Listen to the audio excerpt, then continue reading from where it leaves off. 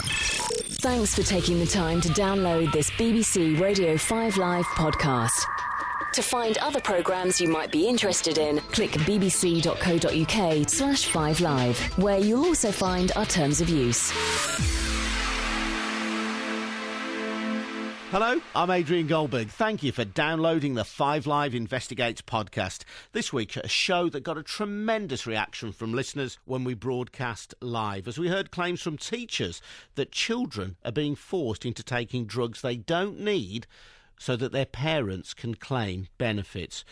And also, Virgin on the ridiculous. The rail company pursuing a family for almost £6,000 for a train journey from Coventry to London. On DAB Digital Radio, digital TV, downloads and online. This is BBC Radio 5 Live. 5 Live Investigates with Adrian Goldberg. Hello, I'm Adrian Goldberg. Tonight on 5 Live Investigates, the school children being prescribed powerful drugs which their head teachers say they don't need. The youngsters concerned have been diagnosed with ADHD, attention deficit hyperactivity disorder. But teachers have been telling us that in some cases the system is being abused by parents who push to have their children treated with drugs like Ritalin because it allows them to claim benefits. And there are concerns that doctors are too willing to hand out the meds before carrying out proper assessments. Our reporter Mukul Devachand has been investigating. Mukul, good evening to you. Let's have a quick primer on what ADHD is. Well, as you say, it stands for attention deficit hyperactivity disorder. The symptoms include things like restlessness, a short attention span, an inability to concentrate, and a capacity for impulsive behaviour. So it's a tricky one, and Adrian, I know you're a dad, so you might be thinking, what kid doesn't have it? Well, I do know exactly what you mean, and I guess because all kids are prone to get fidgety or bored easily, that doctors would sometimes have difficulty in assessing ADHD. They do, that's right. But it is important to stress that this is a medically recognised condition, and the symptoms can get really severe. One parent support group told me that a child with ADHD could, and I quote, regularly rip their clothes apart, damage furniture, punch holes in doors, render most electrical devices in the home completely useless, or set fires regularly indoors. And this, I guess, is where the drugs come in, yeah? That's right. It's serious stuff, and around 500,000 prescriptions are written each year for things like dexamphetamine or methylphenidate, which is better known to the world as Ritalin. Now, they've been scientifically evaluated for children with severe cases of ADHD. These drugs really do work. We've had emails in tonight already from parents telling us just how helpful they've been for their kids. I'm sure. Now, luckily, it does sound a bit extreme to suggest, though, that some parents want their children to be given drugs just so they can claim benefits. It does, Adrian, but I've been speaking to head teachers of primary and secondary schools in different areas of the country, and they've been telling me that some parents are, in their words, desperate to find a solution for troubled youngsters, and they think this is exactly what's happening. A diagnosis of ADHD increases your chances of getting disability living allowance and tax credits. Here's one teacher who, like the others I spoke to, spoke on condition that we didn't use their name because they didn't want to stigmatise kids in their school who do have ADHD. We've also got an actor to voice their words. Every child that I've got on medication, we are asked to fill part of the forms that they make as benefits claimants to verify that they have ADHD. So it almost goes hand in hand. So every single child that you have who has ADHD is from a family that's also using that to claim disability living allowance? Yes. I think parents are very well aware of how the system works in terms of obtaining the drugs for their children and the monetary gains that they get through a diagnosis, and in some cases may well use that to obtain it. So even when they go and visit a psychiatrist, you think that they know what they're doing? They know what they're doing. I've got to say yes. And Mukul, I know you've spoken to a number of teachers and medical professionals making the same claims. We've had a lot of reaction as well throughout the day to our article about this subject on the BBC News website. Even more people have contacted us through that to say this is going on. That's right. We've had a lot of emails today. Fred in Warwickshire wrote to us, I currently work within a busy frontline welfare benefit service, and more children are being awarded disability living allowance as they're supposed to have ADHD. He's been working within welfare benefits for 13 years, and people have worked out that if their child can get DLA, they can claim carer's allowance and therefore remain on income support. So thumbs up, says Fred, for bringing this to public attention. Evelyn wrote in and she says, I work with families and agree entirely with the fact that many parents seek diagnosis in order to claim both disability living allowance and carer's allowance also. I used to work as part of a specialist ADHD team in child and adolescent mental health services, and I've witnessed this on numerous occasions. And also, on top of those two, Dee and Tayside has said, I have worked with children with ADHD. On several occasions, I've been asked and refused to complete disability living allowance forms exaggerating disabilities to increase financial income, which resulted in one parent giving an abusive phone call and withdrawing his child from school for some days.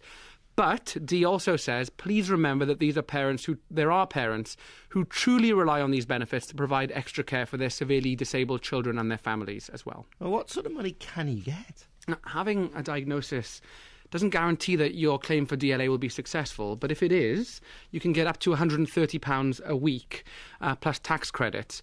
I'm told that for most parents with an ADHD child, the average is nearer £40 a week. But still clearly well worth having. What is that money actually for? It's for help with and support for a child with this condition. For example, taxis to go to hospital appointments, or to compensate you for the fact that you might be up all night with this child and you might not be able to work as a consequence. The downside, though, is that it provides an incentive in the system to get your children diagnosed with ADHD. And according to the heads I spoke to, that can lead to children taking drugs who don't need them. Again, this is read by an actress. Some parents will exaggerate what exactly is happening at home, particularly in terms of aggressive behaviour, violent behaviour, breaking up furniture and so on, in order to get a care allowance, maybe a 24-hour care allowance. And they will come into school and insist that their behaviour in school is inappropriate when perhaps we don't think it is. See, I think we've got a system for young people who are diagnosed with ADHD which gives them and their parents access to medication and to additional funding to help them in their home.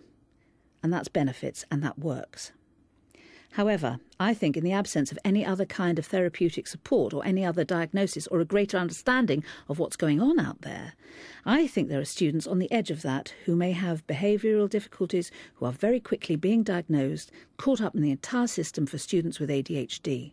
And they're ending up on medication and ending up in a system which actually they should never have been in. So that is a very disturbing and powerful piece of evidence, Muckle. What does the government have to say about all this? Well, we spoke to the Department for Work and Pensions. They say they're consulting on reform, and they admit that it's not right that a benefit set up to improve lives could be having the opposite impact. OK, well, let's get a word with Dave TRAXSON. Dave is a senior educational psychologist from the West Midlands who believes that these drugs are sometimes misprescribed, and Professor Chris Hollis of Nottingham University and Queen's Medical Centre, a practising child psychiatrist who helped to draft the current NICE guidelines. Good evening to you, Professor Hollis. How are you? Good evening, Adrian. Yeah, what are the dangers of children taking drugs to treat ADHD who don't actually have the condition? Well, I think we need to put this into context, because the evidence actually that the condition is overdiagnosed and children are inappropriately receiving the medication is really very thin indeed. In fact, Well, I have to say it's quite powerful, both from the head teachers that we've spoken to in the preparation of this programme, and indeed I have to say from the vast number of texts and emails that we've received to the programme today supporting our story. Right. I'm really drawing on evidence of large-scale research studies carried out over the last 5 years in the UK, looking at the diagnosis and the accuracy of diagnosis of ADHD, which is when the NICE guidelines are applied and diagnosis is made carefully and systematically, particularly including input from teachers and schools into that process, then it's extremely accurate. And the issue is perhaps more one of underdiagnosis than overdiagnosis. Well, you're talking about research, long-term study. I mean, this could just be the latest scam that people have got word of. I noticed that in just 2 years, between 2007 and 2009, the number of prescriptions for 16 to 18-year-olds for these kind of drugs, for that group alone, rose by 51%. How do you account for that? Well, the issue there, Adrian, is that not majority of those young people had a diagnosis, but were either dropping out of treatment or were not being treated. The recognition of ADHD persisting into young adult life has really only been made in the last 5 to 10 years. And Muckle's got a point here. Go on, Muckle. Professor Hollis, could it be that what might be happening is that because of the lack of communication between teachers and because of the way the system is, the wrong people are being diagnosed, that some people may not be being diagnosed, but yet the wrong people may be being diagnosed? Well, this is certainly a possibility, but I can only draw on the evidence that we have rather than just a few anecdotal reports. Yeah, well, I'd like you to reflect on the that I think the evidence that we have, Professor Hollis. We'll come back to you in a moment, and we'll talk about those nice guidelines that you've mentioned. I want to bring in Dave TRAXSON, who, as I say, is a senior educational psychologist in the West Midlands. Dave, from the evidence that we have, it seems that parents are desperate to get their children, in some cases, diagnosed as ADHD. Well, I'm certainly reassured by the responses you've had to your programme, and that fits nicely with the information I get from colleagues all over the West Midlands. And those colleagues are psychologists, head teachers, social workers, and that fits very nicely with that picture. And one of the problems with Dr. Hollis's argument is the point about triangulation of data, that there are 3 sides to a triangle: the doctor, the parent and the school. And in over half the cases, we reckon, in the West Midlands, when we do surveys on this, the school is not contacted, so they do not have a checklist to fill in. So Professor Stephen Rose, the eminent professor, argues that these assessments are too reliant on one side, which is the parent information. Well, we'll come back to that very shortly. I think you're making a very important point there, Dave. But are you saying then that the evidence that we've compiled suggesting that parents are keen sometimes to get their children prescribed very powerful drugs in order to claim benefits, in your view, that is justified? I mean, I don't want to get into the blame game for parents, because there are some very disadvantaged parents that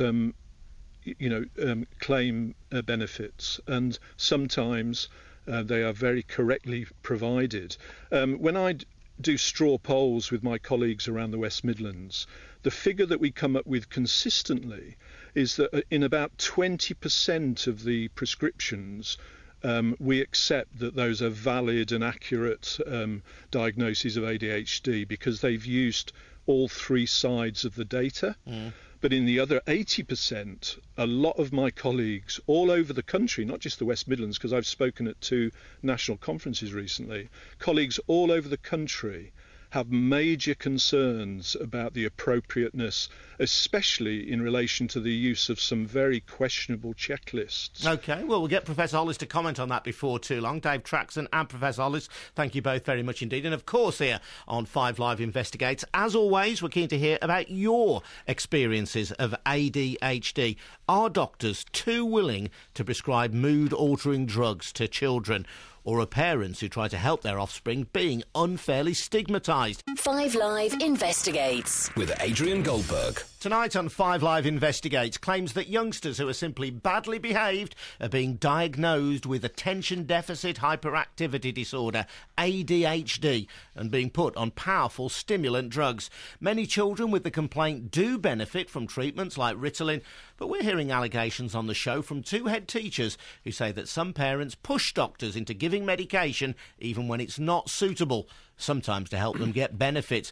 There have also been claims that doctors are too willing to do a tick-box examination of the children instead of checking properly with the school whether their behaviour can be properly classed as ADHD. Your responses have been coming in, and our reporter Muckle Devachand has been sifting through the texts and emails, as well as your tweets and your Facebook responses. And they have, Muckle, been loads. There have. There's been an epic response, really, Adrian. One woman in London